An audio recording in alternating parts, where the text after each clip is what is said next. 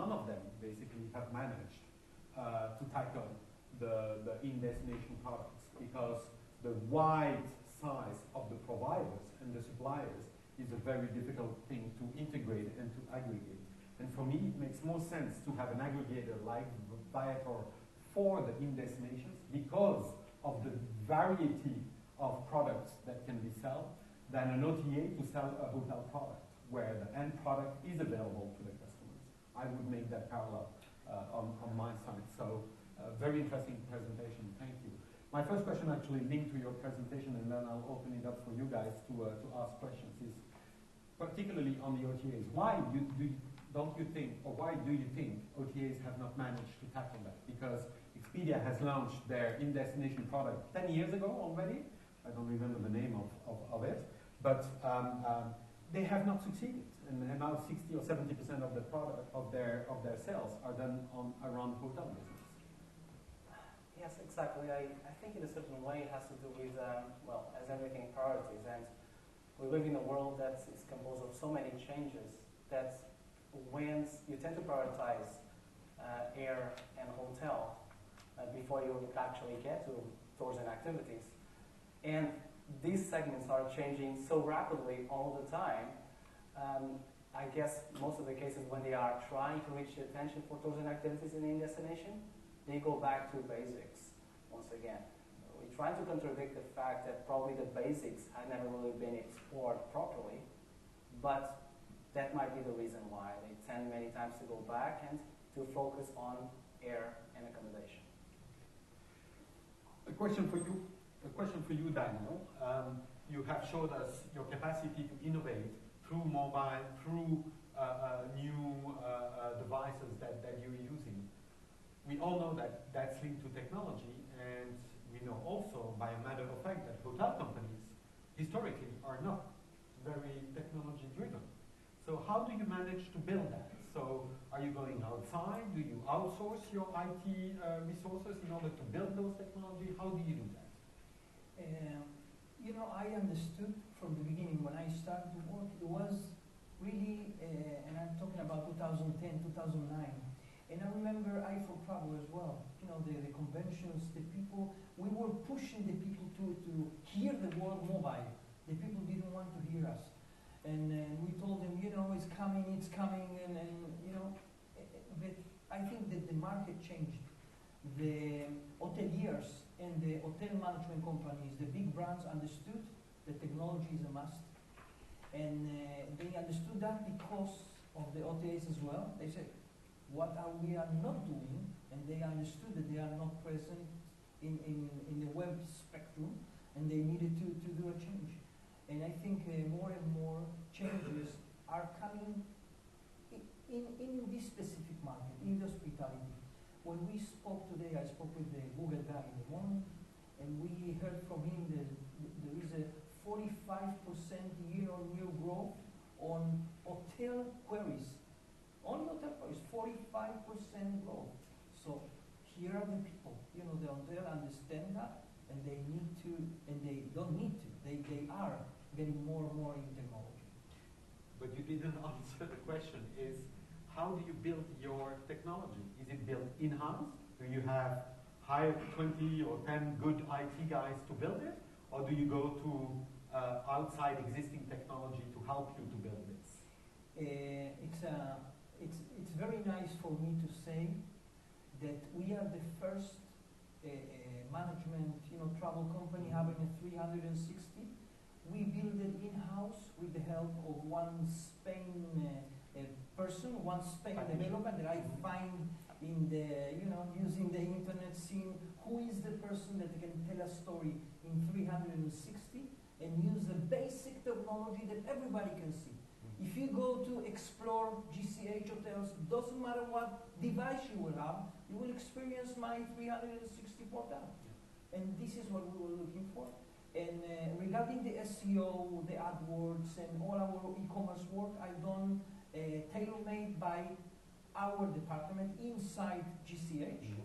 And we are doing just a few development things with the third-party companies. Most of the work is done in the company itself. Perfect, interesting. Any questions for Daniel or for Fernando? Yes. You can mic. Thank you. Thank you.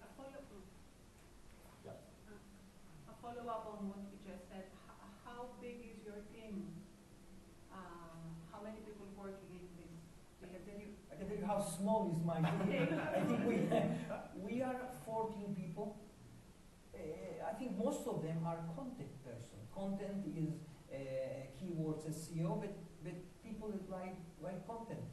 And only a few is the technology part. The technology part is more, technology in our level is more about creating things and understanding the customer journey. Not expensive, not magic, not black box. There is a magic word in my view. It's called common sense. Don't jump on the impossible that nobody will use. Listen to your customers. See and understand the customer journey, and I will surprise you. It's cheap. It's not the money here, and it's not the team. Create, understand, and it's not a matter of budget and of human resources. And sorry, how many hotels in total? We have 130. Most of them are in Germany. You're welcome. Any other question over there? In the middle. You want me to go?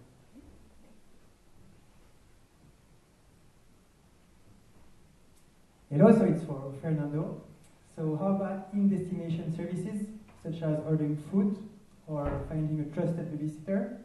Do you think about doing that? And even if you don't think about doing that, how would you go ahead to scale finding, enrolling trusted local service providers that are relevant for the next 500 meters or 1 kilometer around, so that when people are using your map, they can find, okay, I want to go to the show, but also I want to book a babysitter for my kid. Perfect. If I can already. Oh, okay. Sorry. Great. So thank you very much for the question. So, in regard to restoration itself for food, we do have experiences, let's say cooking classes, gastronomic experiences, and so on. Booking a restaurant specifically, we're lucky enough to be, as another company in TripAdvisor Media Group, does an excellent job on that segment, which is La Fourchette. So we definitely do have different cooking classes linked to the experience itself, but booking specific restaurants, I'll leave on that side. They definitely are the experts, and we are lucky to be in this group. In terms of geolocation, being Italians, our products are already geolocated, or they are already identified in our system with a specific point of interest. Now, it's necessary to consider the type of products that Viator offers. Again, it's a very diverse universe. If you have a hop-on, hop-off bus tour with various stops, where does actually that experience start itself? If a certain tour includes a lot of attractions and you can be picked up at 50 hotels, where does it actually start? So certain products, mainly in an attraction base, geolocation is amazing, it's easy, it can be done, like we provided the example. Other cases, we are working together to figure it out a little bit better. Thank you, Fernando. Thank you. So actually, it's also TripAdvisor's strategy. I mean, the in-destination is so fragmented, is that they will continue probably in the future to buy the niche suppliers that bring those type of products, and then they will consolidate them together. I think that's probably the most best way to do it. We have to stop the session here, so please, a round of applause for our two speakers. Thank you. We're gonna move on to the next session. So after having good marketing and business development guys talking about how mobile is enriching the customer journey, now we're going to talk to more technical and product developers about the apps and why apps. And it's quite a hot topic because a lot of